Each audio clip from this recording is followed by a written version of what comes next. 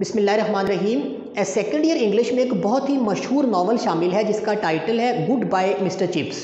और ये नावल हमारे कॉलेजेस में एक तवील अरसे से पढ़ाया जा रहा है। जिन लोगों ने इस नावल को ठीक से पढ़ा है या जिन्हें ठीक तरह से पढ़ाया गया है उन लोगों के कॉलेज के दिनों की यादें मिस्टर चिप्स और कैथराइन के बगैर अधूरी हैं। यानी इस नावल के तमाम कैरेक्टर्स हमारे जहनों में कहीं ना कहीं बिल्कुल महफूज पड़े हैं और शायद हम उनको पूरी ज़िंदगी भुला नहीं पाएंगे। लेकिन कुछ लोगों को ये नावल बहुत बोरिंग लगता है, वो इसके ख़िलाफ़ हैं। वो तो यहाँ तक कहते हैं कि ये नावल हमारे कोर्स में शामिल ही नहीं होना चाहिए। अब इन लोगों ने शायद इस नावल को अच्छी तरह से समझा नहीं होगा, या जिन लोगों ने इन्हें ये नावल पढ़ाया होगा वो लोग अदबी ज़ौक़ से बिल्कुल ना आशना होंगे या उनके कोई और मसाइल होंगे। बहरहाल ये एक अलहदा बहस है। हम इसको एक अदबी शाहकार के तौर पे, एक लिटरेरी पीस ऑफ आर्ट के तौर पे ही देखते हैं, जैसे कि बाकी नावल्स होती हैं। हमारे बच्चों को कोर्स में इंग्लिश शॉर्ट स्टोरीज़ भी पढ़ाई जाती हैं, इंग्लिश एसेज भी पढ़ाए जाते हैं, इंग्लिश प्लेज भी पढ़ाए जाते हैं, पोएम्स भी पढ़ाई जाती हैं। उसी तरह से ये एक इंग्लिश नावल भी हमारे सेकेंड ईयर के कोर्स में शामिल है। तो ये एक ऐसा नावल है जिस नावल में आपको बहुत कुछ मिलेगा।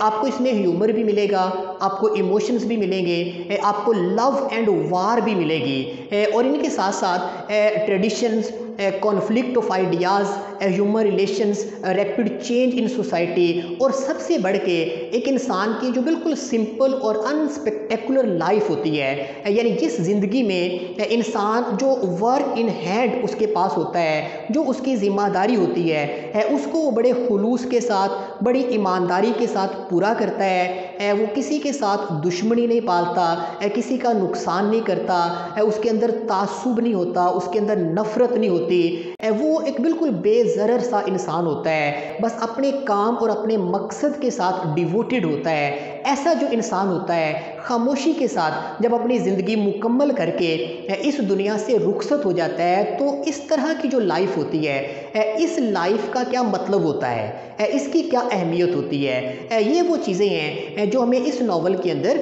देखने को मिलेगी। इसके अलावा भी बहुत कुछ है, वो जैसे जैसे हम पढ़ते जाएंगे मैं आपके सामने पॉइंट आउट करता जाऊँगा। दूसरी चीज़ आप ये भी समझिए कि आपका जो सेकेंड ईयर का 100 मार्क्स का पेपर है इंग्लिश का, इस पेपर का जो 20 मार्क्स का पोर्शन है वो इस नावल से रिलेटेड है। यानी आपके पेपर में 40 मार्क्स के शॉर्ट क्वेश्चंस आते हैं, 20 शॉर्ट क्वेश्चन, यानी 2 मार्क्स का एक शॉर्ट क्वेश्चन होता है। तो 20 जो शॉर्ट क्वेश्चंस हैं उनमें से 8 शॉर्ट क्वेश्चंस, यानी 16 मार्क्स के शॉर्ट क्वेश्चंस वो आपको इस नावल से अटेम्प्ट करना होंगे। यानी आपके पेपर में कोई 11 या 12 शॉर्ट क्वेश्चंस आपको दिए जाएंगे, लेकिन उनमें से 8 आपने अटेम्प्ट करने होंगे जो इस नावल में से होंगे। तो ये 16 नंबर्स का ये पोर्शन, और इसके अलावा जो आपके पेपर में 10 मार्क्स के ऑब्जेक्टिव्स होते हैं सिनोनिम्स, MCQs की शक्ल में, उनमें से भी 4 मार्क्स के सिनोनिम्स, 4 MCQs वो इस नावल से लिए जाते हैं। तो ये कुल मिला के आपका 20 मार्क्स का जो पेपर है वो इस नावल से रिलेटेड है। तो मैं आपको ये पूरा नावल पढ़ाऊँगा। इसके 18 चैप्टर्स हैं, हम एक एक करके इन तमाम चैप्टर्स को डिस्कस करेंगे। मैं आपको इसके अंदर जो डिफरेंट इंसिडेंट्स हुए हैं वो सुनाऊंगा, उनका जो बैकग्राउंड है वो आपके सामने एलेबोरेट करूंगा, और साथ ही साथ एग्ज़ाम के पॉइंट ऑफ व्यू से भी हम ये भी देखेंगे कि किस चैप्टर में से कौन कौन से शॉर्ट क्वेश्चंस आपसे पेपर में पूछे जा सकते हैं। तो इस पॉइंट ऑफ व्यू से भी हम पढ़ेंगे। आने वाली कुछ वीडियोज़ में हम इंशाल्लाह इसको कवर कर लेंगे। फ़िलहाल ये जो वीडियो है ये एक इंट्रोडक्टरी वीडियो है। इसके अंदर मैं चाहता हूँ कि आपको इस नावल के बारे में कुछ जनरल इन्फॉर्मेशन, इसका एक ओवरव्यू हम लेते हैं, इसके राइटर के बारे में कुछ बताता हूँ, इस नावल के बारे में कुछ स्टेटिस्टिक्स हैं वो आपके साथ शेयर करता हूँ, इसकी इंस्पिरेशन, इसकी अडाप्टेशंस, इसके थीम्स जो हैं या जो मैसेजेस ये नावल हमें कन्वे करता है, उसके बारे में एक तारुफ, एक इंट्रो वो हम इस वीडियो के अंदर मुकम्मल करते हैं। और अगली वीडियो से हम इंशाल्लाह चैप्टर नंबर 1 को लेके इसकी कहानी को पढ़ना शुरू करेंगे। तो इसमें सबसे पहले तो आपको इस नावल के जो राइटर हैं जेम्स हिल्टन, इनके बारे में कुछ पता होना चाहिए। ये पूरे 1900 में बरतानिया के अंदर पैदा हुए थे। 1948 में ये अमेरिका में भी शिफ्ट हो गए, और वहीं पर 1954 में 54 साल की उम्र में ही लिवर कैंसर की वजह से इनकी डेथ हो गई। ये एक जर्नलिस्ट के तौर पे भी काम करते रहे, एक नॉवलिस्ट भी थे, शॉर्ट स्टोरी राइटर भी थे और ये फिल्मों और ड्रामों के लिए स्क्रीन राइटिंग भी करते रहे हैं। और इनके जो मशहूर ज़माना जो वर्क्स हैं उनमें एक तो ये गुड बाय मिस्टर चिप्स ये नावल है, और उसके बाद लॉस्ट होराइजन, रैंडम हार्वेस्ट और नाइट विदाउट आर्मर, ये 3 इनके और नॉवेल्स हैं जिनको बहुत ज़्यादा पजीराई मिली। और जहाँ तक इस नावल का ताल्लुक है, इसके बारे में चंद चीज़ें फ़िलहाल आपके इल्म में ज़रूर होनी चाहिए। एक तो ये है कि ये एक एपिसोडिक नावल है, यानी इसमें पूरी कहानी को 18 चैप्टर्स के अंदर डिवाइड कर दिया गया है। और जेम्स हिल्टन का ये दावा था कि उन्होंने इस पूरे नावल को सिर्फ 4 दिनों में लिखा था। और ये जो फिक्शन होता है, यानी जो कहानियाँ हम पढ़ते हैं, इन कहानियों की लेंथ को देखते हुए, यानी इनमें जो अल्फाज की तादाद होती है उसके हिसाब से इनको 5 कैटेगरीज में डिवाइड कर दिया जाता है। यानी अगर तो किसी कहानी में अल्फाज की तादाद 1000 से कम है तो उसको फ्लैश फिक्शन या माइनर फिक्शन कहा जाता है। और अगर अल्फाज की तादाद 1000 से बढ़ जाए और 7500 से कम तक रहे तो उसको फिर एक शॉर्ट स्टोरी कहा जाता है। लेकिन 7500 से लेकर 17500 तक की रेंज में अगर अल्फाज आ रहे हैं तो उस कहानी को फिर शॉर्ट स्टोरी नहीं बल्कि एक नॉवेलेट कहा जाता है। और अगर अल्फाज की तादाद 17,500 से भी बढ़ जाए और 40,000 तक रहे तो उसको फिर एक नॉवेला कहा जाता है। और जब अल्फाज की तादाद 40,000 से भी बढ़ती है तो फिर उस कहानी को एक नॉवेल कहा जाता है। यानी लेस देन 1000 वर्ड्स वो फ्लैश फिक्शन होता है। 1000 to 7500 इस रेंज में शॉर्ट स्टोरीज आती हैं, और 7500 to 17,500 इस रेंज में नॉवेलेट आती हैं, और 17,500 से 40,000 तक अगर अल्फाज की रेंज है तो वो नॉवेल है, और अबव 40,000 वर्ड्स होते हैं वो नॉवेल्स में होते हैं। तो इस हिसाब से अगर हम देखें तो ये जो नॉवल है a goodbye Mister Chips, इसमें जो अल्फाज की तादाद है वो 17,000 के करीब है। तो इस हिसाब से इसको हम एक नॉवेला कहते हैं। और नॉवेलाज में आमतौर पे कहानी का सारा फोकस किसी एक कैरेक्टर की इमोशनल और पर्सनल डेवलपमेंट के ऊपर होता है। तो इस कहानी में भी चूँकि सारा फोकस मिस्टर चिप्स का कैरेक्टर ही है तो इसलिए हम इसको नॉवेला की कैटेगरी में रखते हैं। और जहाँ तक इस नॉवेला के जॉनरा का ताल्लुक है, हम इसको साइकोलॉजिकल फिक्शन में रखते हैं, क्योंकि इस तरह के फिक्शन में किसी कैरेक्टर की इमोशनल, स्पिरिचुअल और मेंटल लाइफ जो होती है उसको एक्सप्लोर किया जाता है। कहानी का फोकस सारा उसके ऊपर होता है। तो इस हिसाब से अगर हम देखें ये नॉवल साइकोलॉजिकल फिक्शन की कैटेगरी में आता है। और ये नावल बरतानवी मैगज़ीन ब्रिटिश वीकली और अमेरिकन मैगज़ीन द एटलांटिक में पब्लिश होता रहा, लेकिन इसको एक बुक की सूरत में 1934 में पब्लिश कराया गया। और कहा जाता है कि जिस दिन ये नावल पब्लिश हुआ उसी दिन इसकी 15,000 कॉपीज़ सोल्ड आउट हो गई। यानी इतना ज़बरदस्त पब्लिक की तरफ से रिस्पॉन्स आया कि जो पब्लिशर्स थे उनको बार बार इस नावल को रीप्रिंट करना पड़ा, तब जाके पब्लिक की डिमांड को पूरा किया जा सका। इतनी ज़्यादा इस नावल को पजीराई मिली। ये अपने दौर का बेस्ट सेलर नावल था। और जहाँ तक ताल्लुक है इस नावल की अडाप्टेशंस का, तो इसके ऊपर 1939 में एक मूवी बनी थी जो बहुत ज़्यादा हिट हुई, और उस मूवी में मिस्टर चिप्स का किरदार निभाया था रॉबर्ट डॉनट ने। और इन्होंने इस कैरेक्टर को इतने ज़बरदस्त तरीके से परफॉर्म किया था कि इसी रोल पर इनको best actor in leading role का ऑस्कर अवार्ड भी दिया गया था। इसके बाद 1969 में इस नावल के ऊपर एक और फिल्म बनाई गई, और फिर 1984 में BBC वालों ने इस नावल के ऊपर एक पूरी टीवी सीरियल बनाई, और फिर SMG प्रोडक्शंस वालों ने 2002 में इसी नावल को एक टीवी सीरियल के अंदर दिखाया। इसके अलावा ये रेडियो के ऊपर भी इसको बारहा टेलीकास्ट किया जाता रहा, और थिएटर्स के अंदर भी इस नावल को बेशुमार मर्तबा दिखाया गया।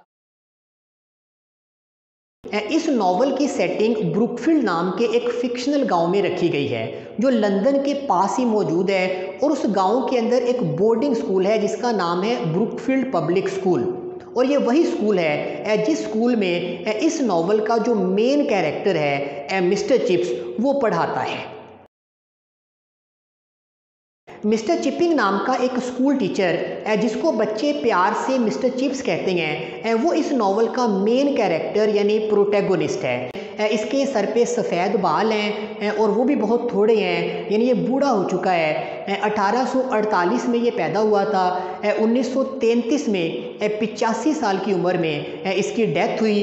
जब ये नॉवल शुरू होता है तो ये बूढ़ा हो चुका है, ये रिटायर भी हो चुका है, यानी इसकी सर्विस जो है कुल मिला के 45 साल इसने ब्रुकफील्ड पब्लिक स्कूल नामी एक स्कूल में पढ़ाया है। और अब ये रिटायर होने के बाद इसी स्कूल के बिल्कुल सामने सड़क के उस पार एक खातून रहती हैं, मिसिस विकेट उनका नाम है। वो भी इसी स्कूल के अंदर जॉब करती रही हैं। उनका अपना घर है। उन्होंने अपने घर का एक हिस्सा, एक पोर्शन मिस्टर चिप्स को दिया हुआ है। तो ये मिस्टर चिप्स वहाँ पे अब अपनी रिटायरमेंट के बाद वाली जो ज़िंदगी है उसको गुजार रहा है। इसके अपने कोई बीवी बच्चे नहीं हैं, ये बिल्कुल अनाथ है, दुनिया में अकेला है। तो बस उस कमरे में वो रहता है और उस कमरे की विंडो जो है वो स्कूल वाली साइड पे खुलती है, यानी विंडो के पास बैठ के सड़क के उस पार उसको वो स्कूल नज़र आता है, उसकी दीवारें, उसके दरख्त नज़र आते हैं जिस स्कूल में 45 साल इसने पढ़ाया है।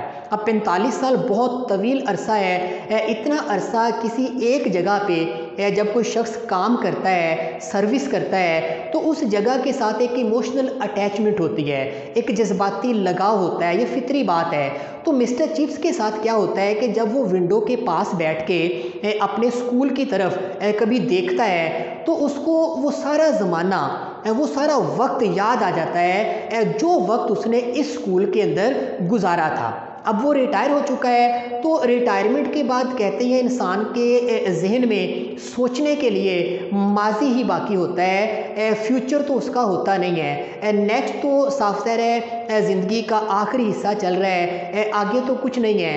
तो सोचने के लिए इंसान के पास सिर्फ माजी ही होता है। तो माजी की जो यादें होती हैं इंसान फिर उनमें पनाह ढूंढता है। ख़ास तौर पे मिस्टर चिप्स की तरह का एक अकेला इंसान जिसने ज़िंदगी का बहुत बड़ा अरसा तन्हाई में गुजारा, उसके पास अब रिटायरमेंट के बाद अगर कोई चीज़ बाकी है तो वो यही उसकी यादें हैं जो इस स्कूल के साथ जुड़ी हुई हैं। 1870 में यानी 22 साल की उम्र में मिस्टर चिप्स ने इस स्कूल में पढ़ाना शुरू किया था। इसका जो सब्जेक्ट था वो था ग्रीक और लैटिन, ये दो ज़ुबानें ये पढ़ाता था। लेकिन इसको खुद इन ज़ुबानों के साथ कोई दिलचस्पी नहीं थी। ये समझता था कि ये डेड लैंग्वेजेस हैं, लिहाजा बच्चों को इन्हें पढ़ के अपना वक्त ज़ाया नहीं करना चाहिए, उन्हें कुछ और बेहतर चीज़ें पढ़नी चाहिए। और ये कोई बहुत ही आउटस्टैंडिंग और इफ़ेक्टिव टीचर नहीं था, मीडियोकर सी डिग्रीज थी इसके पास, एवरेज टीचर था। लेकिन चूँकि अपने काम के साथ बड़ा कमिटेड था, बिहेवियर इसका बहुत अच्छा था, मज़ाक भी करता रहता था, तो इस वजह से बच्चे भी इसको बहुत पसंद करते थे और स्कूल की जो इंतज़ामिया थी वो भी इसका पूरा एहतराम करती थी। तो इसने 45 साल इस स्कूल में पढ़ाया और उसके बाद जब ये रिटायर हुआ तो रिटायरमेंट के बाद वाली जब ज़िंदगी इसकी चल रही होती है तब ये नॉवल शुरू होता है। और इस नॉवल में जेम्स हिल्टन ने फ्लैशबैक टेक्निक जो होती है उसको इस्तेमाल करके पूरी कहानी को सुनाया है। ये टेक्निक ये होती है कि बाज़ आपने देखा होगा कि एक फ़िल्म आप देख रहे हैं, उसमें एक कैरेक्टर कुछ सोचना शुरू कर देता है और जब वो सोचता है तो उसके जहन में जो ख्याल चल रहा होता है उसको फिर उस फिल्म के अंदर दिखाया जाता है। इसको कहते हैं फ्लैशबैक टेक्निक। इस नॉवल में भी ऐसे ही होता है। मिस्टर चिप्स तो बूढ़ा हो चुका है, लेकिन बूढ़ा होने के बाद अब जब वो बैठ के अपने माजी को सोचता है, इस स्कूल में गुजारे हुए 45 सालों के बारे में सोचता है, तो उसके जहन में जो यादें चलती हैं उन्हीं यादों को इस नॉवल के अंदर जेम्स हिल्टन ने हमारे सामने पेश किया है। और ये जो यादें होती हैं इनकी कोई तरतीब नहीं होती, यानी हमारे जहन में जो ख्यालात आ रहे होते हैं जब हम माजी के बारे में सोचते हैं तो मुमकिन है एक ख्याल हमारे जहन में आया 2005 का, और उससे अगला ख्याल जो हमारे जहन में आए वो 2010 का हो, और उससे भी अगला ख्याल जो हमारे जहन में आए वो 1994 का हो। यानी इस तरह करके जो यादें होती हैं इनकी कोई तरतीब नहीं होती है, इनका कोई सीक्वेंस नहीं होता। तो बहरहाल जिस तरतीब से मिस्टर चिप्स के दिमाग में ये चीज़ें चल रही हैं उसी तरतीब से जेम्स हिल्टन जो है वो इस नावल के अंदर हमारे सामने पेश कर रहा है। तो वो फिर एक पूरी कहानी बन रही है जो असल में मिस्टर चिप्स की ज़िंदगी की कहानी है, इसके कैरियर की कहानी है। तो इस कहानी को हमने इस नावल में पढ़ना है। इस नावल के जो राइटर हैं जेम्स हिल्टन, इनके वाली साहब का नाम था जॉन हिल्टन, जो एक स्कूल में हेडमास्टर थे। कहा जाता है कि उन्हीं की ज़िंदगी से इंस्पायर होकर जेम्स हिल्टन ने इस नावल को तख्लीक किया था। और जिस स्कूल में जेम्स हिल्टन खुद पढ़ते रहे हैं उस स्कूल का नाम था द लेज स्कूल कैम्ब्रिज, और वहाँ पर एक टीचर थे W.H. बालगर्नी।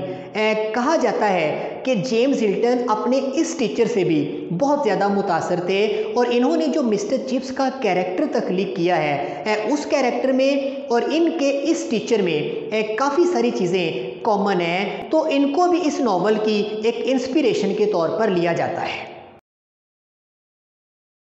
इस नावल में जिन अहम तारीखी वाक़यात के हवाले हमें मिलते हैं उनमें से एक तो है ग्रेट पैलेस एग्जीबिशन जो 1851 में हुई थी, और उसके बाद फ्रैंको प्रेशियन वार जो 1870 में हुई थी, फिर उसके बाद फर्स्ट वर्ल्ड वार जो 1914 से 1918 तक रही।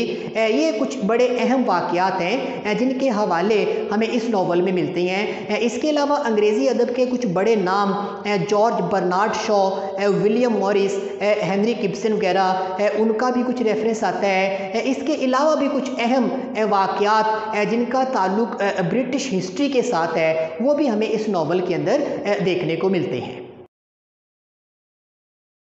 जहाँ तक इस नावल के थीम्स का ताल्लुक है तो उसमें एक वैरायटी है। सबसे पहला जो थीम हम नोट करते हैं वो तो है मोर्टेलिटी, यानी इंसान फ़ानी है। हम दुनिया में आए हैं तो हमने वापस भी जाना है। हर इंसानी कहानी जो शुरू होती है वो बिल आखिर अपने इख्तिताम को भी पहुँचती है। और दूसरा थीम हमने नोट किया नॉस्टैल्जिया, यानी जब इंसान अपनी ज़िंदगी के आखिरी हिस्से में पहुँचता है, जब उसके पास मुस्तकबिल नहीं रहता, वो अपनी ज़िंदगी गुजार चुका होता है, उसके पास सिर्फ माजी बचता है, तो वो फिर अपने माजी की तरफ लौटता है, वापस जाता है, उन जगहों की तरफ वापस जाता है, उन लोगों में वापस जाना चाहता है जिन लोगों के साथ उसने अपनी ज़िंदगी गुजारी होती है। वो सुहानी यादें, वो खूबसूरत दिन उसकी जवानी के, उसके बचपन के, वो उसको बार बार याद आते हैं और वो उन्हीं खूबसूरत यादों में फिर पनाह ढूंढता है। नॉस्टैल्जिया इसको कहते हैं। तो ये इस नावल का दूसरा थीम है। फिर हम इस नावल के अंदर जनरेशन गैप भी देखेंगे।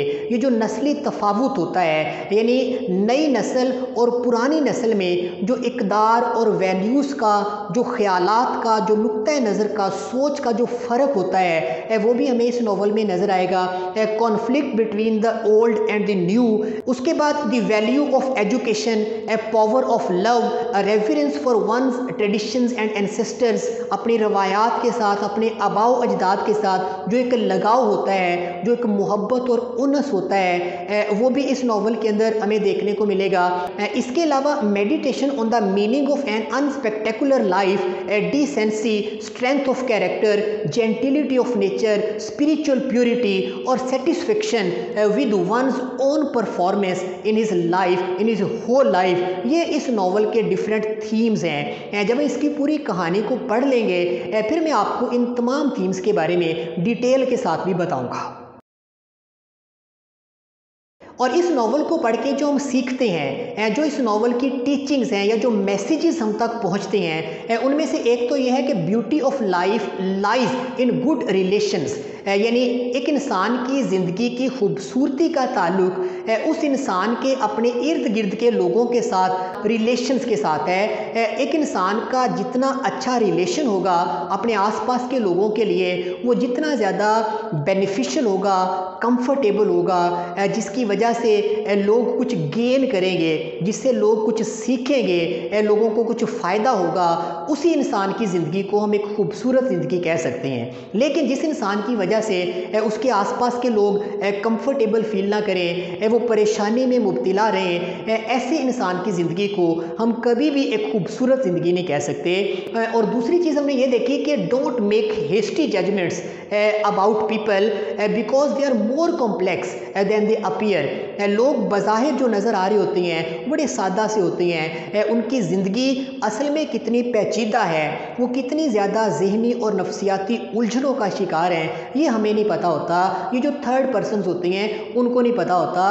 तो जिसकी वजह से हम बाज़ औक़ात बहुत जल्दी किसी इंसान के बारे में राय बना लेते हैं कि वो अच्छा है या बुरा है, यानी उसके सिर्फ एक्सटर्नल को देख के, उसका सिर्फ ज़ाहिर देख के हम फैसला कर लेते हैं। हम अपना एक डिसीजन, अपनी एक जजमेंट दे देते हैं कि ये इंसान इस तरह का है, और वो जजमेंट यकीनन गलत होती है, क्योंकि उस इंसान का जो ज़ाहिर है वो तो शायद सिर्फ 10% है। 90% वो जो इंसान है वो हमारी नज़रों से छुपा हुआ है, वो अपने माइंड में है, वो अपने दिल में है, उसके बारे में हमें कुछ नहीं पता। मुमकिन है वो बहुत सारी उलझनों और पेचीदगियों का शिकार हो, जो उसके बैरूनी ज़ाहरी रवैये के ऊपर भी असरअंदाज हो रही हो। तो लोगों के बारे में बहुत हेस्टी जजमेंट्स नहीं करनी चाहिए, ये भी हम इसके अंदर सीखेंगे। और make most of the time in your hand, जो आपके पास वक्त है, जो काम आपके ज़िम्मे लगाया गया है, उस वक्त को, उस काम को करने के लिए बेहतरीन तरीके के साथ यूटिलाइज़ करो,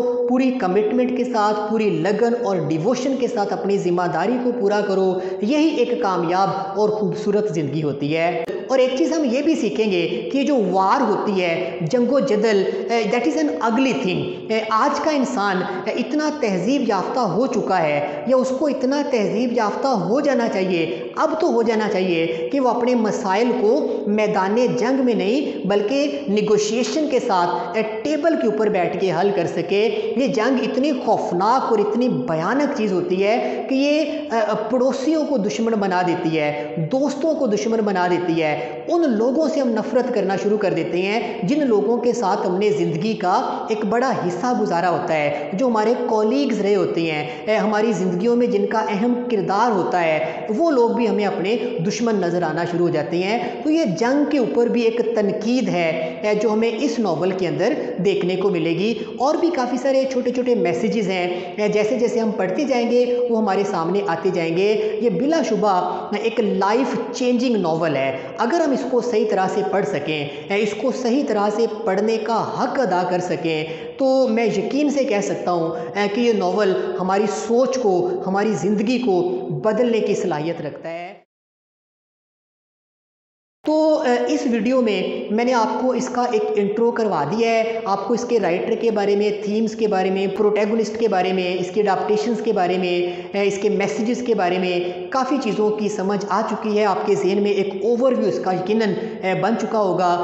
अब अगली वीडियो में हम इसका जो चैप्टर नंबर 1 है उसको लेके बाकायदा तौर पे इसकी कहानी जो है उसको पढ़ना शुरू करेंगे। और जब ये सारा नावल मुकम्मल हम कर लेंगे उसके बाद फिर इसके जो थीम्स और मैसेजेस हैं मैं आपको इनके बारे में काफ़ी तफसील के साथ बताऊंगा। तो फिलहाल इस वीडियो में ये काफ़ी है। इस नावल के बारे में मुख्तलिफ लोगों ने जो मुख्तलिफ रिव्यूज़ दिए हैं वो भी कुछ स्क्रीन के ऊपर मैं आपके साथ शेयर करूंगा, आप उनको भी देख लें। तो इजाज़त दीजिए, अल्लाह हाफिज़।